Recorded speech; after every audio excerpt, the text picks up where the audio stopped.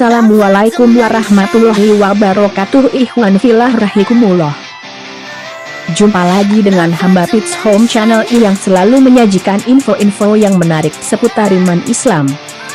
Sebelum memulai videonya, kita berdoa dulu, semoga Allah Subhanahu wa Ta'ala menjauhkan kita semua dari fitnah dan tipu daya kaum kafir agar selamat dunia akhirat, amin.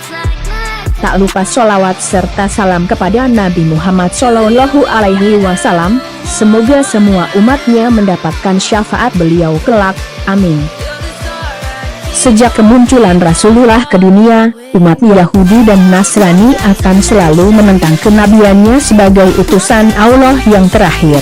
Karena mereka selalu beralasan bahwa Nabi Muhammad tidak berasal dari bangsa Israel, dan mereka menganggap semua nabi harus keturunan bangsa Israel. Dari zaman Rasulullah hingga era modern sekarang, rasa dengki dan permusuhan terhadap beliau dan umat muslim tak pernah pupus. Mulai dari simbol-simbol maupun propaganda yang menyudutkan Islam masih terus saja terjadi. Hal ini sudah dinubuatkan dalam Al-Quran yang berbunyi, dan orang-orang Yahudi dan Nasrani tidak akan rela kepadamu, Muhammad, sebelum engkau mengikuti agama mereka.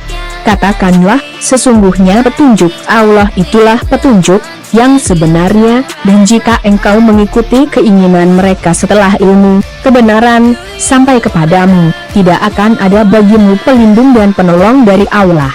Surat Al-Baqarah ayat 120. Nabi Muhammad pernah mengadakan perjanjian dengan beberapa kelompok umat Kristen pada zamannya. Perjanjian yang dibuat kedua belah pihak menyangkut banyak, mulai dari masalah keamanan, perlindungan, hingga jaminan keselamatan. Menariknya, perjanjian Nabi Muhammad dengan orang-orang Kristen tersebut berjalan dengan baik. Kedua belah pihak menepatinya dan tidak ada yang melanggarnya sampai Nabi wafat.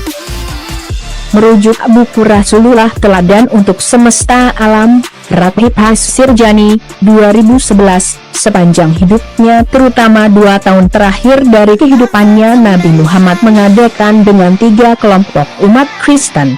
Pertama, orang-orang Kristen Najran. Suatu ketika Nabi Muhammad mengundang kaum Najran untuk datang ke Madinah.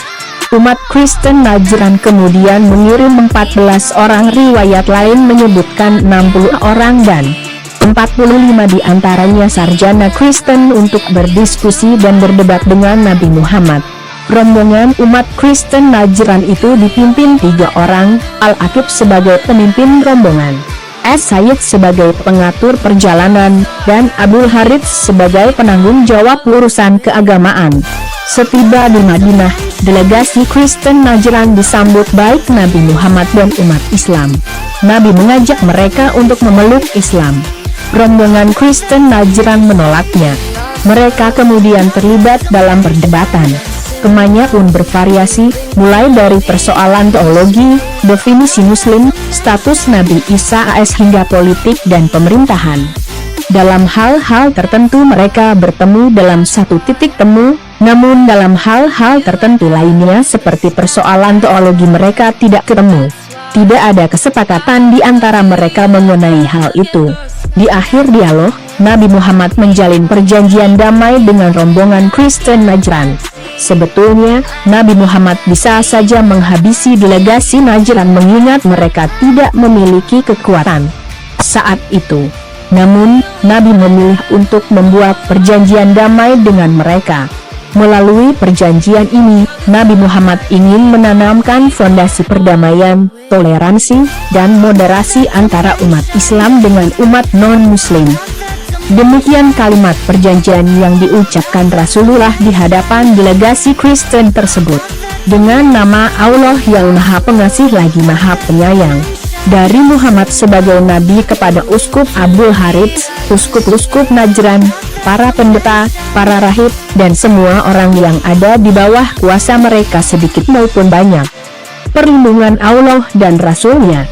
Tidak ada seorang pun uskup, rahib, atau pendeta yang diganti, dan juga tidak ada satupun hak dan kekuasaan mereka yang akan diganti, dan tidak juga yang sudah menjadi kebiasaan mereka. Perlindungan Allah dan Rasul-Nya selamanya, selama mereka berdamai dan jujur serta tidak berlaku zalim. Demikian isi perjanjian Nabi Muhammad dengan orang-orang Kristen Najran. Meskipun umat Yahudi dan Nasrani memusuhi Rasulullah, beliau tidak sedikit pun membalas sikap mereka. Bahkan Rasulullah selalu mengajarkan umatnya untuk selalu memaafkan, sesuai dengan firman Allah yang berbunyi, dan balasan suatu kejahatan adalah kejahatan yang setimpal, tetapi barang siapa memaafkan dan berbuat baik kepada orang berbuat jahat, maka pahalanya dari Allah. Sungguh, Dia tidak menyukai orang-orang zalim. Sekian dulu video ini hamba sajikan. Semoga ikhwan fillah yang menonton bisa mengambil hikmah dan pelajaran.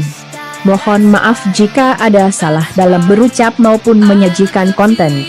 Akhir kata, wassalamualaikum warahmatullahi wabarakatuh. Stay at home.